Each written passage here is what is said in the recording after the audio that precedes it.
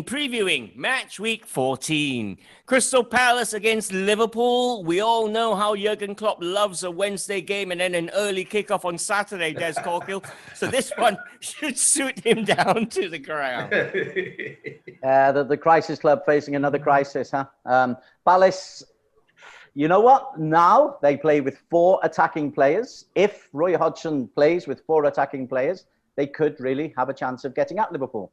Whoever plays at centre-back, be it Matty Phillips or Reece Williams, they could get him. There's no Christian Benteke, though, which will restrict Palace. I was always a Benteke fan. And he just looks like he's coming back into form until he gets sent off for challenging for the ball in the air twice. So he is suspended. And I think that really limits Palace, because they've now got to go through Zaha as the main striker, whereas they had options when Benteke was there. They could go long, they could play it into his feet, or they could use Zaha's dribbling. So Palace's effectiveness going forward could be blunted, but they're a big, strong, physical side, and Liverpool's record there actually isn't that bad, despite that 2014 3-all when they were chasing the title. Their record, they tend to come away, but there's always bruises, it's always gory. It's always a great watch. Yeah, Klopp didn't use any of his 3 substitutions available to him against Spurs. A lot of activity on the touchline from Klopp, though, Bob Holmes. Yeah, I mean, we've seen a lot of teams starting to rotate squads now because we literally, it's December. It's the crazy month. But Liverpool can't really afford to do that with the injury crisis they're currently in. No, I mean, if you noticed, he was trying to bring Keita on at the end just to kill a bit of time, and never actually got him on. And he was the first person he hugged when the whistle went. I mean, that was purely it was just it would have been a time wasting exercise. But he was concentrating on winning the match. I mean, that was the priority. You're playing Spurs, who were actually above them at the time, weren't they? It was a top of the table encounter, and the points were the priority, not to rest people. So I think he got that right, and he's got 1 or 2 players coming back. Alex Oxlade-Chamberlain, almost forgotten man, doesn't even get a mention when the injury list is trotted out, but he was actually on the bench for that game. And Thiago Alcantara, another forgotten man, is now back in training, but training on his own. So that means he won't be playing this weekend, but at least he's back in training. And he's only played 1.5 games, and he was the guy. He was the big world-class signing for a snip of 20 million, who was going to change things and make a difference to the so-called pedestrian midfield. We've hardly seen him. So they've got these guys to come back, and they're going to need them. I mean, it's good to give Jones his head. He's only 19. He's on a roll. He wants to play every single minute, and let him go for it. Let him go while the going's good. He can do almost no wrong. 1 or 2 shots he didn't quite strike cleanly. So did Mo Salah. Didn't quite get the power when they were in good positions. Perhaps that's the only fault I can see in Curtis Jones. Mm-hmm. So these guys are gonna be rested when Klopp sees fit, but it'll be 1 or 2. It won't be a mass exercise, nothing like that. England caps coming for Jones, I tell you. Josh, we don't care. We do not care. Craig Marias, Palace are in good form at the moment, undefeated in 3. Like Des alluded to, they're slightly more attacking these days. Yes, they'll be missing Benteke, but they've got Batshuayi on the bench. Yeah. They've got players they can bring in, and they can continue. Do you reckon they'll take the game to Liverpool? Because Liverpool away from home this season. Yeah? Yeah, they'll definitely go into this feeling that they have a chance. It's a pity Benteke's not there, but like in Batshuayi, they have an international that has played for big clubs, plays for his national team. He's a good player to come in and replace Benteke. It's just a shame about Benteke because we were starting to see glimpses of the old Benteke, the one that we saw at Villa. And he was starting to hit a bit of form. But yeah, I think Palace have enough to trouble Liverpool. I'm not so sure whether they'll get the win, but I wouldn't be surprised if they come away with something from this, because Roy Hodgson's sides are quite difficult to break down. But I mean, Liverpool obviously have quality and that they can call on despite the injuries. But yeah, I fancy Palace to nick something here. I do. All right, 8:30 p.m. kickoff, Crystal Palace against Liverpool. It's the early game. You know how Jurgen Klopp loves those. Southampton versus Man City is Saturday, 11 p.m. On Wednesday, we saw the Saints, who are in good form, go away to Arsenal, come away with a 1-1 draw there. So Hasenhüttl has got the Saints firing. Che Adams is stepping up. I want to point out Theo Walcott, who looks very much at home back at Southampton. Again, remember him when he first burst onto the scene at Southampton when he was a kid and made that World Cup squad. And he never quite lived up to the hype. Filling the hype or everything.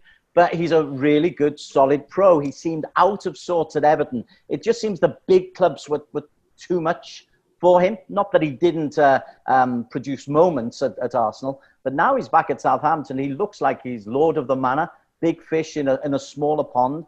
And you need big players like that to step up. And Hasenhüttl has got that. They're solid to break down. They press beautifully. And they've got Danny Ings. What an astute signings that one is. Che Adams is the bulldozer, and the likes of Walcott and Nathan Redmond, even when he comes on, they add the attacking spark. So they look a nice little unit, Southampton.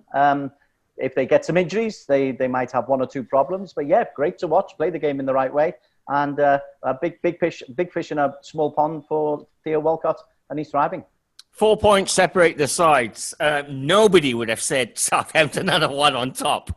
But Craig Marias, City, they need Aguero back. He's slowly coming back now. I believe he made an appearance from the bench midweek.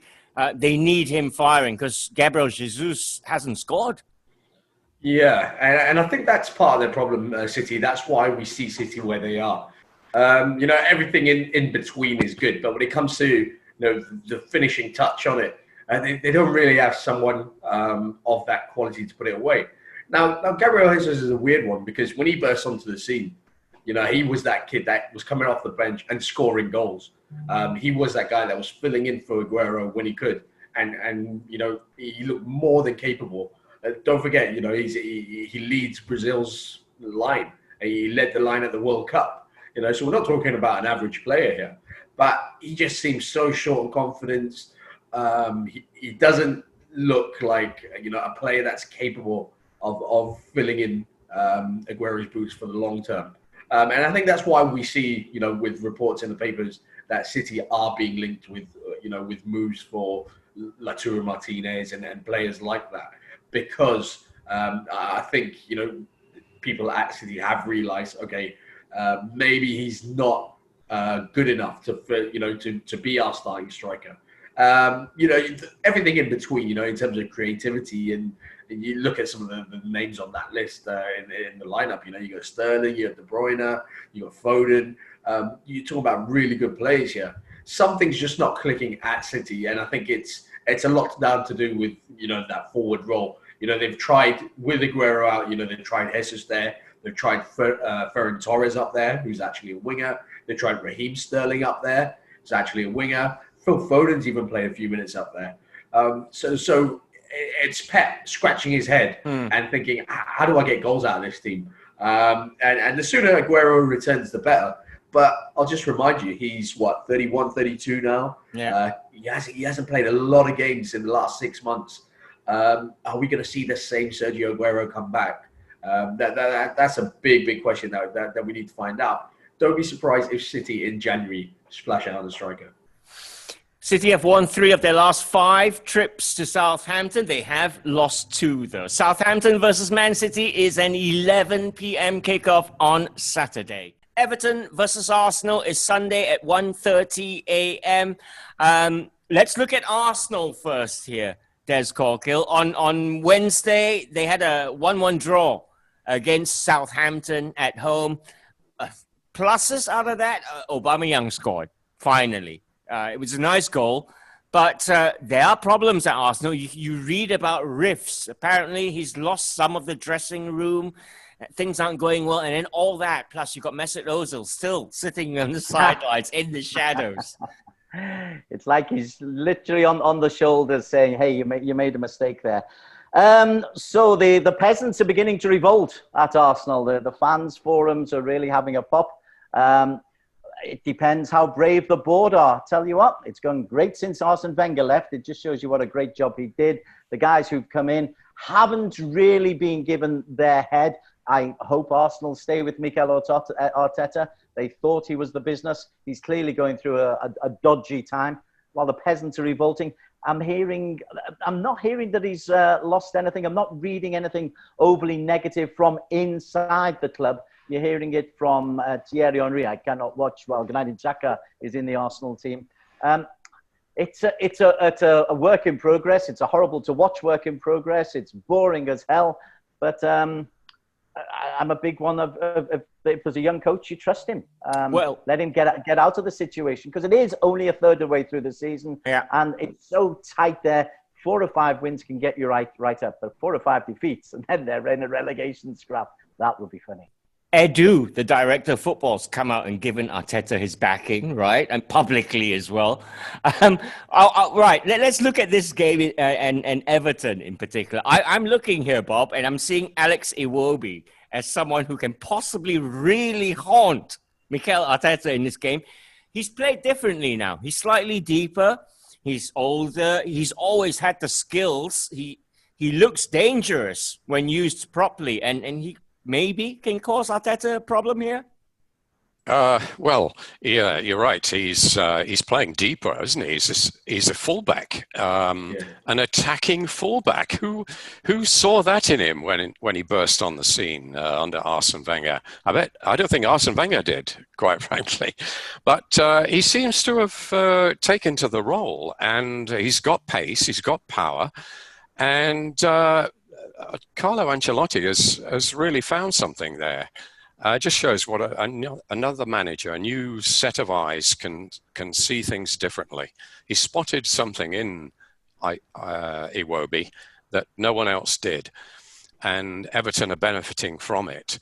I think that the fact that they've managed to win 2 games on the trot is very important to them now. They've steadied, because they started off like a train, then they collapsed after what Des calls the celebrations of the title win, and now they've steadied. So I think that's good. Things are under control, and they've even dropped Pickford a second time, although he's not been considered dropped. Rested is the term. I think Carlo Ancelotti has got things under control there. They're not going to win the league. I doubt very much if they'll be in the top 4, but they're a reasonable bet for Europe. And they're still scoring, and it's a work in progress. But I think Everton fans have now they've set their sights a little bit lower than the title. I think they should be happy with what's going on there. And this is going to be a very interesting game, because if Everton win this, they're back up there. Everything's all right. If an Arsenal lose, then the pressure's on Arteta. But quite honestly, I think Arsenal have been a bit unlucky. When you look at the goalmouth incidents, really, they've done everything but score in quite a few games. It's just not going quite right for them. And I think I would stick with Arteta, absolutely. He started very well. He won the FA Cup when he was not expected to. He started the season well, and it's gone a bit pear-shaped since then. But don't panic. Stick with him. He's your man.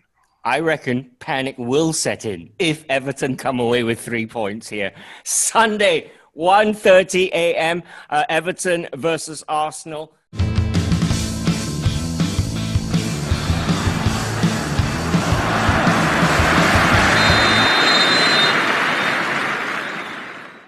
Spurs versus Leicester City is Sunday at 10:15. Leicester, well, they lost to Everton last time out, Craig Moraes, 2-0 at home. They've been a bit weird this season. Shocking results. They'll come away with an away win and then, lose a really weird one at home. But they're up there still, there and thereabouts. Yeah, I mean, you can argue that they're even exceeding expectations, being up there. So the odd result where they drop points here and there isn't so surprising. I mean, let's be honest, they drop points to Everton. It's not exactly an easy game for them. But yeah, I mean, with Leicester, we saw last season what Brendan Rodgers was trying to do.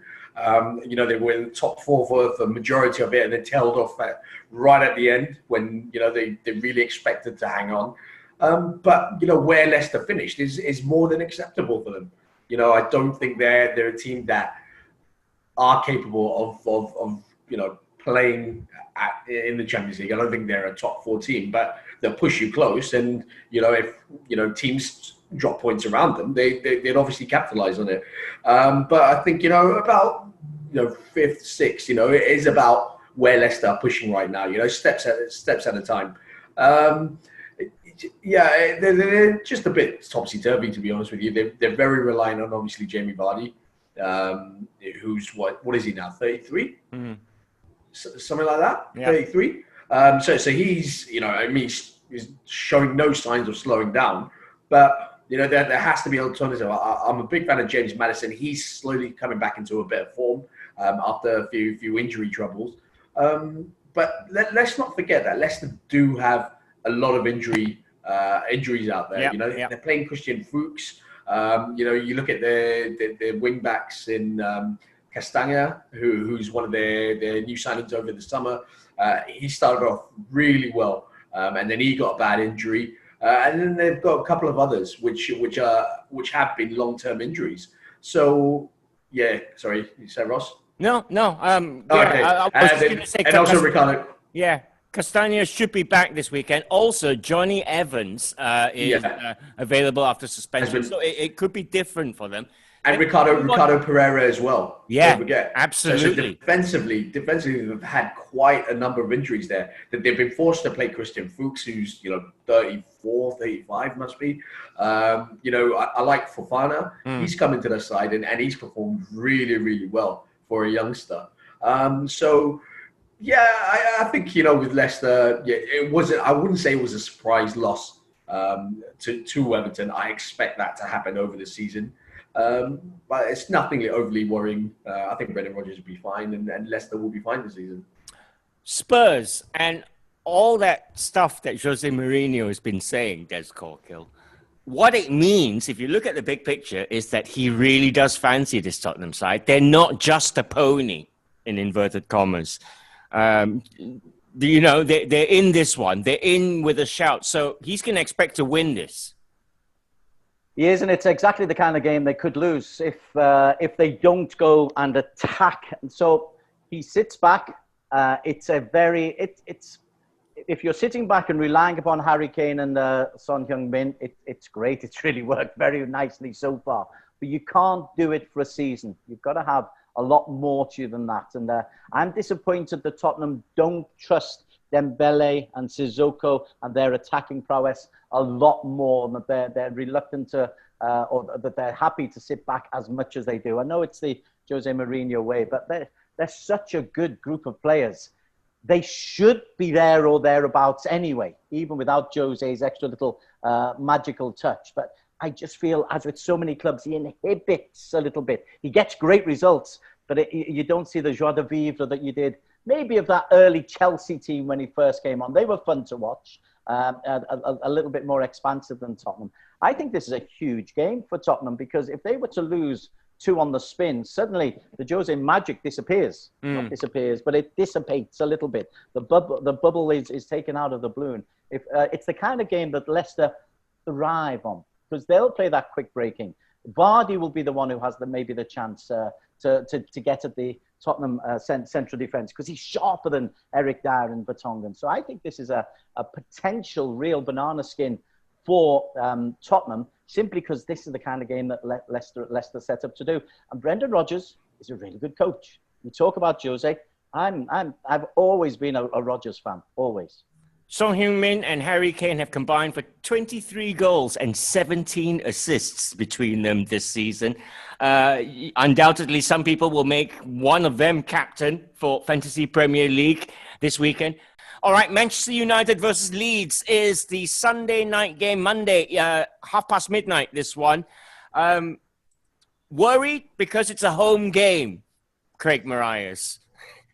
They're perfect away from home, 6 wins. If only all games can be played away from Old Trafford. But we hear with Manchester still being in Tier 3, there will be no fans at Old Trafford. And Ole's got to sort that out, right? Yeah, he does. I mean, the home form's the worry. I mean, just imagine if they had a little bit of form at home and where United could actually be in the table.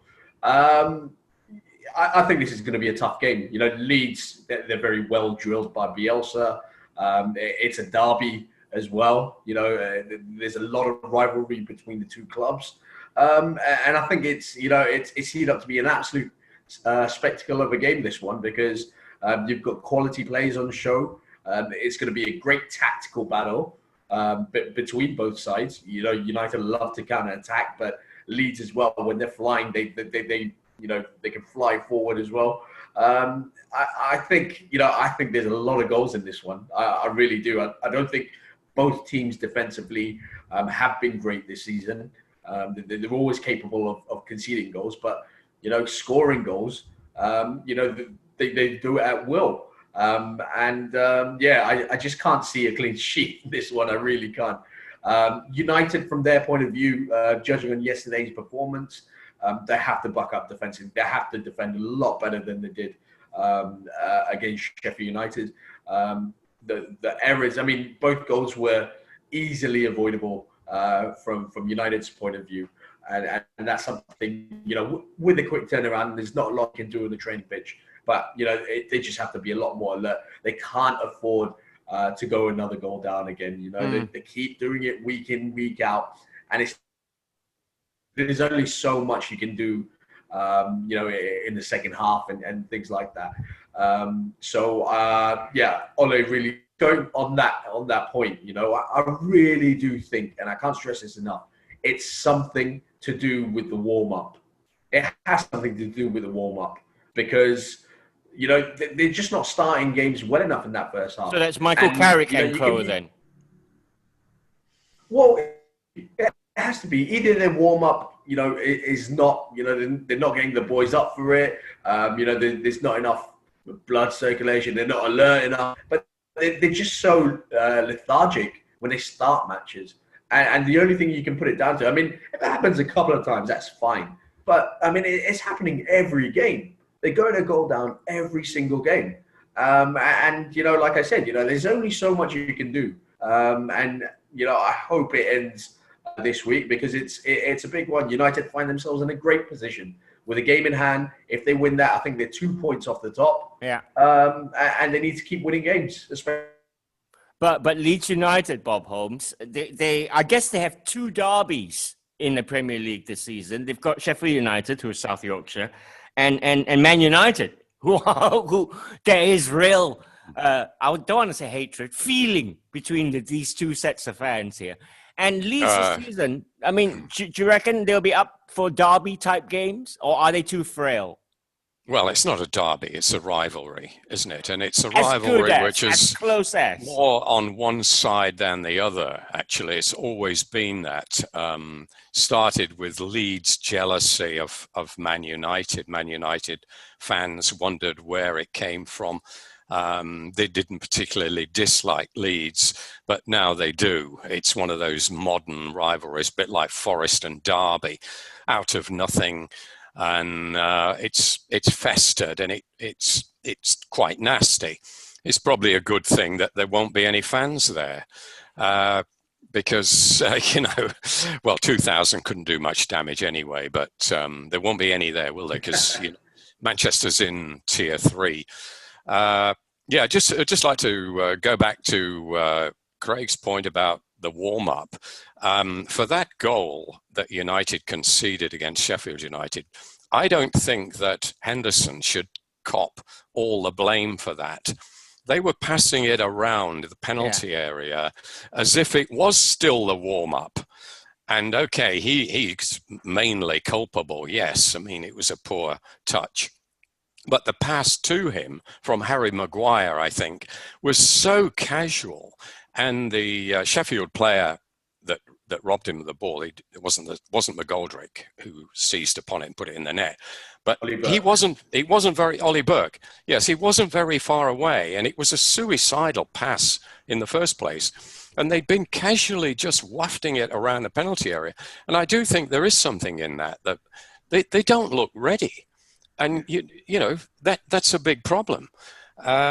So, you know, the stats can't lie, not when they concede the first goal in so many matches, one after another, against a team like Sheffield United, who never score. You know, they still got two again. It's the first time they've scored two this season against United, but they still didn't win. So I think there is something there. But having said that, going forward, they're looking great.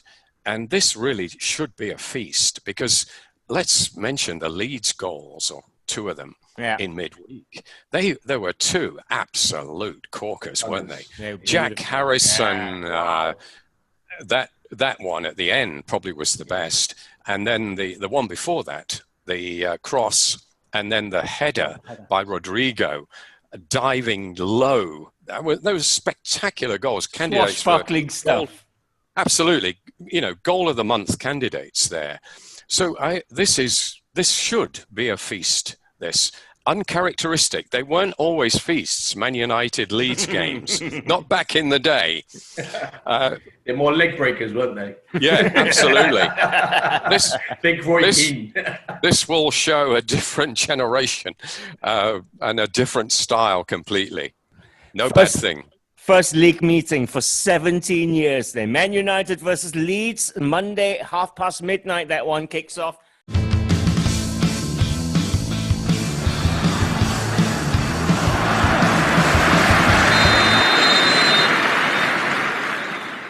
Big Sam is back in action. West Brom versus Aston Villa is a Midlands derby. It's your Monday 3:15 a.m. kickoff. Big Sam back at West Brom. He's going to do the business, as Corkle, isn't he? Or do you agree kind of with Bob that this is going to be the club where he falls? I just won't be watching that game. 3:15 in the morning. It has zero attraction. I like to think I'm a football fan, but no, that'd be dire. Will he do it? He'll organise them. I'm going to call out my duty of care, and Craig is going to say, but it's not about that. It's all about staying in the division. I'm going to say, well, we gave him 150 million quid, and I'm not going to be watching, which is the fundamental value of what the Premier League is about. Will people get up at 3:15 in the morning and watch? And the answer to this one is no, because even if Sam Allardyce, his name's not Big Sam, by the way. His name's Sam Allardyce. So even if Allardyce is able to organise and regiment and make them difficult to beat and do what Allardyce does very effectively, actually. Remember what he did, I think it was West Ham, where he took them up to fifth. They still didn't appreciate him. It won't be great entertainment, and it will not sell more subscriptions around the world. And I can almost hear Craig saying, but that's not what is important. And I'm saying it is what's important, because they're now in a multi-billion-dollar industry where they're scrapping for every penny. So A, I won't be watching. B, if he does do it, congratulations to him, but I won't be watching. He's arguably bigger now, post-lockdown, in all those pies. Yeah. So yeah. Bigger Sam. Exactly. Say that to his face, Rob. Say that to his face. Biggest Sam. A bit about Aston Villa. I know Villa fans will be up for this. Google it in particular, Bob. They might see this one as 3 surefire points, but now maybe not. Well, I don't think bigger Sam will have much of an impact. Must be some sort of bounce off that tummy, Bob. 2 training sessions, if that. He'll have them. No, I mean, this is a West Midlands derby, isn't it? It used to be a fairly feisty occasion, and Aston Villa bring all the football to this. I mean, I think that Jack Grealish is probably the best English midfielder right now, and he can win games on his own. And I will be surprised if Big Sam gets off to a winning start here. Oh, you start as well, Bob. Big Sam. Big Sam, yeah, it's ingrained, isn't it? It's ingrained. But it's that. Well, we could call him Aladici. That was his famous quote when he said he would have had the Real Madrid job if his name had been Aladici, inferring very much that English managers didn't get the top jobs. That was many years ago, but we could call him that. No, I think he said he got the itch. He'd been out of the game for, 18 months or so, and, probably needs a few quid. He's on a massive bonus if he does keep West Brom up, which, I mean, you wonder about the logic of the owners. I mean, they're going to have to pay him an absolute fortune if he does keep them up. Of course, with the broadcasting money, even if you come 18th, 17th in the league, or even if you come bottom of the league, you get about £100 million. So I guess they would consider it worth it. But the difference between coming bottom and coming 17th is usually only about 10 million. And half of that is going to go to Big Sam if he does keep them up. And then what? Next season, do they give him a potload of money to rebuild the side? I don't think so. So I think it's going to be a short-term operation, whatever. All Sam Allardyce's appointments are short-term. West Brom versus Aston Villa, Monday, 3:15 a.m. Watch it with Des Corkill if you want. He'll send you the link. Right, next up, Chelsea against West Ham United is Tuesday at 4 a.m. Chelsea are looking to bounce back from some indifferent form here, Craig Marias. Lampard's got a team of superstars. Werner's gone off the boil, if he ever really got on the boil. Kai Havertz, everyone is saying, I'm reading, he needs time to adjust, but these are big, big money signings. Yeah, I think in the Kai Havertz situation, a lot of hype about him, the next big thing to come out of Germany, all the plaudits were saying he's a fantastic player, and I have no doubt he is. You don't become a bad player overnight, but it is that whole adjusting to a new league. I think one of the main things about Kai Havertz is Lampard hasn't really found his position. He's played out wide on the right. He's played as a 10. He's played as part of a 3 in central midfield. He's played up front. He's played everywhere. And Lampard, I understand what he's trying to do. He's trying to find the best position for him. But if he keeps getting shifted around, you're never really going to truly find his position. Now, add to the fact that Chelsea have a lot of injuries in the wide areas. I think that's played a big factor in both Werner and Kai Havertz not really finding their feet in the Premier League. I think Werner's a good player, but is he a great finisher? I don't think so. I think he misses too many chances for me, as a central striker. I think when you look at what Olivier Giroud has come in and done, at 33, 34, coming. He's clinical. I don't see Werner in that same kind of bracket, but he's got a lot more to his play. He's quick. He runs the channels well.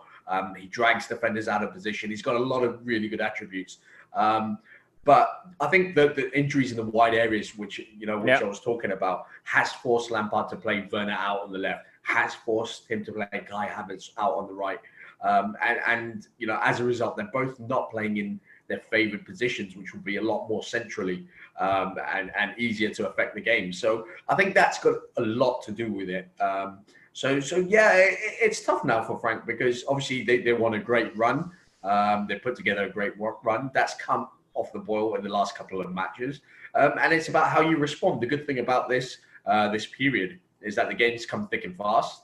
and he'll be wanting the boys to get out there and play. But in saying that, what a match this is against a resurgent West Ham side. Yeah, not going to be easy at all. A London derby. Now, Chelsea's 3-match winless run has coincided with Hakim Ziyech being out, hence Craig saying the wide player is missing. But let's focus a little bit on West Ham here, how well they've done under David Moyes, Bob Holmes. Mikel Antonio looks to be back to full fitness. Now, he could feature, but then why? How can you drop Sebastian Haller after that overhead kick in midweek, eh? Where did that come from? Where did that come from? It was great, wasn't it? Worth 45 million, that. Yeah. Well, that was worth a couple of million, wasn't it? No, that was spectacular. Finally, he's delivering, isn't he? Or showing signs of, anyway. He scored a few goals this season after really being one of the major flops. I mean, last season he couldn't hit a barn door, could he? And looked a total waste of money. But he's gradually come back. I wouldn't say he's great, but he's certainly done a job for them in Antonio's absence. And they haven't missed Antonio really very much. We thought they would. Because he'd been such a vital part of their early season form, but they've coped very well without him. And when you think of it, is where they're going to play him. Well, he can literally play anywhere, but I don't think they're likely to stick him at fullback or anything, even though he has played there, because he's made his mark as a striker, and he is a handful. And even if he doesn't start, I'm sure he'll come on in that old-fashioned centre-forward role. So this is a game where Chelsea will be a little bit uneasy about. And normally West Ham are there for the taking. In recent years, anyway, Chelsea have always been superior to West Ham and look down their noses at them. There's a bit of feeling between the clubs. They don't like each other. But again, there won't be any fans there. So there won't be any atmosphere at all. And I think David Moyes will actually sense that he could get something here. And as you say, this will be a test for Frank Lampard. The pressure will be on, ridiculously so, if they should lose this. But I don't know. I can see a draw here, which will probably satisfy both managers, actually. Who do you fancy for this, Des? I think Chelsea are very, very good. I think they'll be up in the top 4 very comfortably, genuinely challenging for the title. They've scored second most goals. I think it's the 3rd best defense. They've had a couple of defeats, but I think this season the title winners are going to lose 5 or 6, like the good old days when football was a little bit more equal. For some reason, Liverpool's injuries have brought things down. Man City's inability to score goals has brought them close, and there's a whole glut of players. So I'm on to Chelsea. Just for West Ham, a lot of their resurgence has been put on Declan Rice. I'm a big fan of Thomas Souček. For what and even the right back, Soufal's been brilliant. Yeah, I mean, I thought they would plummet down the table, but there's a depth to them. They've got the physical prowess to cause any team problems in the air for their goals. I mean, Ogbonna scored the win against Leeds not so long ago. But Souček has been really, really solid. And him and Declan Rice are that base. Not pretty to watch. I still think they sit and hit on the break a bit like Tottenham. But they're a David Moyes team, aren't they? Not unpleasant to watch, but I wouldn't pay a vast amount of money. All right. Chelsea versus West Ham is a Tuesday 4 a.m. kickoff. Elsewhere, we've got Newcastle versus Fulham. Bob, quick word about this one. Steve Bruce is forever under pressure. More so now after that 5-2 tonking by Leeds in midweek. Can Fulham cause them any problems? Yeah, Fulham have improved. I mean, I don't think they're going to do anything startling, but I think they've given themselves a fighting chance of survival. And they go to Newcastle. Newcastle will be reeling from that bit of a humiliating defeat at Leeds. But there were some fantastic goals. And I think when they analyse it, it was 5-2. The last 2 goals were really the cherries on the top. Any club could have conceded those absolute bullets from outside the penalty area or from a distance. And 5-2 probably flattered Leeds a little bit, although they did deserve to win, of course. So I think, this is a game where both sides will feel as if they can get something out of it. And Steve Bruce, he's done a pretty good job there, really, for saying that so many of the fans disliked him and they're very grudging in any praise that they give him. And yet he did steer them to halfway up the table last season, and that's where they are now. So I'd cut him some slack. I think he's doing a manful job there. We have to see what happens later on with the January window, if he gets any money, that sort of thing. But I don't think they'll go down. I think he'll keep them. I'd say Newcastle, I would say, got more chance of staying up than Fulham. All right. Elsewhere, Brighton against Sheffield United, bottom side Sheffield United. Brighton must find a goal to win that game somewhere, somehow. Burnley versus Wolves is your other Tuesday game. That one is a 1:30 a.m. kickoff. And there we have it. That's your Match Week 14 in a nutshell. From myself, Des Corkill, Bob Holmes, and Craig Marias. Have a great weekend, everybody. See you next week.